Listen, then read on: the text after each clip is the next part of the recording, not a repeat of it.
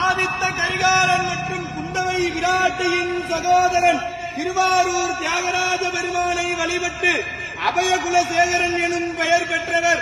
தெற்கே இலங்கை வரை சோழர்கள் நிலையாக விரிவு செய்தவர். தெய்வீகமான சொல்லாற்றும் நீதிமானாக இருந்து அருள்மொழிவர்மன் சேர சோழ பாண்டிய நிலைகளை ஆட்சி செய்த மும்முடி சோழன், கலைஞர் கோட்டையை வென்ற கலைஞர சோழன், கோயில்களை கட்டிய திருக்கோயில் சோழன், மக்கள் நலன் நியாயம் காட்டிய மண்மொழி சோழன், தஞ்சையை ஆண்ட தஞ்சை வல்லவன், சிவபக்தியில் சிறந்த சிவபாத சேகரன், திருமுறை கண்ட சோழன், மகா கலைஞன், மாநகர் அரசன், கடல் வீரன், சோழ வம்சத்தின் மிகச்சிறந்த ஆளுமை கொண்ட தெய்வீக அரசன், நம் பெரும்பாட்டன் பேரரசன் ராஜராஜ சோழன் வருகிறார்.